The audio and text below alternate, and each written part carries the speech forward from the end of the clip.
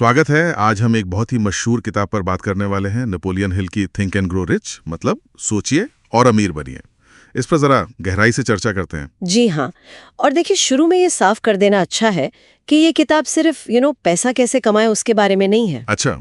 असल में ये किसी भी फील्ड में कामयाबी के लिए जो एक दिमागी सोच चाहिए, जो नजरिया चाहिए, उसे बनाने पर जोर देती है। बिल्कुल। और कमाल की बात यह है कि नेपोलियन हिल ने इस पर कोई 1-2 साल नहीं बल्कि लगभग 25 साल लगाए। 25 साल? हाँ।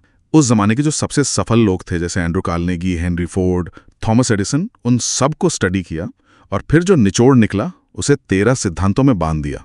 तो आज हमारा इरादा यही है कि इन सिद्धांतों में से कुछ जो खास हैं उन पर नजर डालें, समझें कि वो क्या है और क्या आज भी वो उतने ही काम के हैं। हाँ, कहाँ से शुरू करें? शायद सबसे बुनियादी बात से। बिल्कुल, जो पूरी किताब का बेस है, वो आइडिया कि आपकी सोच ही आपकी सबसे बड़ी दौलत है। मतलब आप जैसा लगातार सोचते हैं आप वैसे ही बन जाते हैं। ये सुनने में तो बड़ा सीधा लगता है, पर है क्या ये?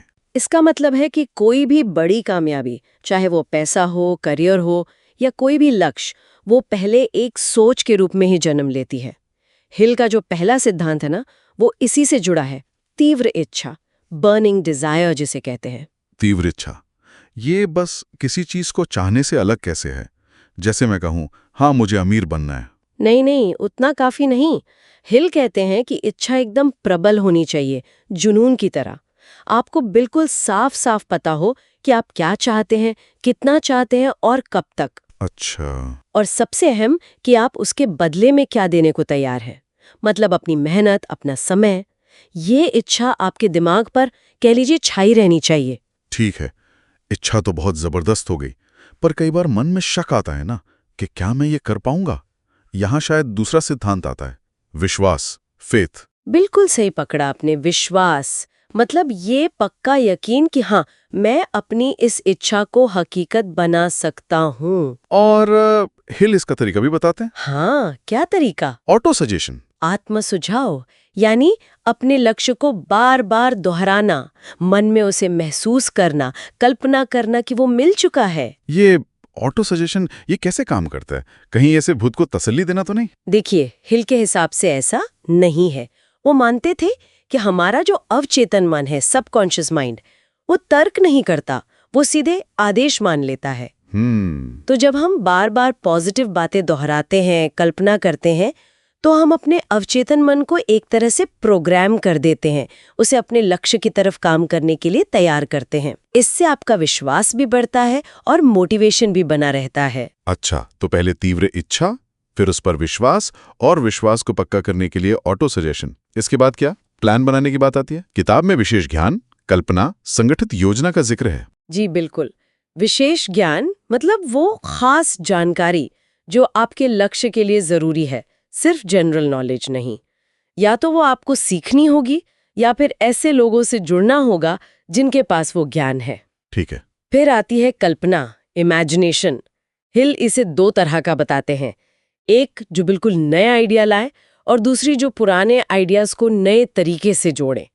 इसी से आप प्लान बनाते हैं। और संगठित योजना? संगठित योजना मतलब उन आइडियाज को, कल्पनाओं को एकदम ठोस कदमों में बदलना। क्या करना है, किसके साथ करना है, कैसे करना है, उसका पूरा ब्लूप्रिंट तैयार करना। यानी सिर्फ सोचना और इच्छा करना काफी नहीं, एक पक्का प्लान चाहिए। लेकिन प्लान बनाने के बाद भी तो मुश्किलें आती हैं, रास्ते बंद हो जाते हैं। हाँ बिल्कुल। और यहीं पर अगले 2 सिद्धांत बहुत जरूरी हो जाते हैं।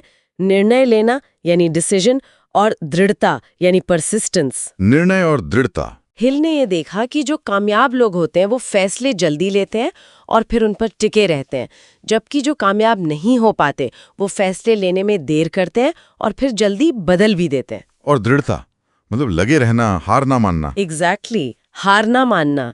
हिल इसमें एडिसन का उदाहरण देते हैं। बल्ब का फिलामेंट खोजने में वो कथित तौर पर 10,000 बार फेल हुए। 10,000 बार? हाँ, लेकिन उन्होंने हर असफलता को एक सबक माना, हार नहीं मानी। हिल कहते हैं कि ज्यादातर लोग पहली बड़ी मुश्किल आते ही हिम्मत हार जाते हैं, जबकि हो सकता है सफलता बस अगले ही कदम पर हो। ये बात तो है। अस्थाई हार को आखिरी हार नहीं समझना चाहिए। बिल्कुल। एक और चीज बड़ी इंटरेस्टिंग लगी मुझे, मास्टरमाइंड ग्रुप। ये क्या कॉन्सेप्ट है? मास्टरमाइंड का मतलब है 2 या 2 से ज्यादा लोग जो एक कॉमन लक्ष्य के लिए पूरी हार्मनी के साथ मिलकर काम करते हैं। हिल का मानना था कि जब ऐसे दिमाग मिलते हैं ना, तो एक तीसरी अदृश्य शक्ति पैदा होती है। अच्छा। हाँ, एक तरह का तीसरा दिमाग जो अकेले काम करने वाले दिमागों की कुल ताकत से कहीं ज्यादा शक्तिशाली होता है। एंड्रयू कार्नेगी जैसे लोगों ने अपनी कामयाबी का क्रेडिट अपने मास्टरमाइंड ग्रुप को दिया। सुनने में तो ये सारे सिद्धांत बड़े पावरफुल लगते हैं, लेकिन एक सवाल मन में आता है। ये किताब 1937 में लिखी गई थी। क्या ये आज भी उतनी रेलेवेंट है? कुछ लोग कहते हैं कि ये थोड़ी पुरानी हो गई है या सिर्फ सोचने पर ज्यादा जोर है, एक्शन पर कम। देखिए, ये बात सही है कि किताब पुरानी है, तो भाषा और कुछ उदाहरण आज के ज़माने के हिसाब से थोड़े अलग लग सकते हैं। और ये आलोचना भी कुछ हद तक ठीक है कि सिर्फ सोचने से तो कुछ नहीं होगा। हाँ, काम तो करना पड़ेगा। बिल्कुल, एक्शन, अनुशासन, मेहनत, ये सब बहुत ज़रूरी है। हालांकि हिल ने भी संगठित योजना और दृढ़ता पर काफ़ी जोर दिया है, तो ये कोई जादू की छड़ी नहीं है। इसे एक मानसिक और प्रैक्टिकल गाइड की तरह देखना चाहिए। तो अगर हम संक्षेप में कहें तो ये किताब हमें सिखाती है कि सफलता बाहरी हालात से ज्यादा हमारी अंदरूनी सोच, हमारी इच्छा, हमारे विश्वास पर टिकी है। बिल्कुल सही।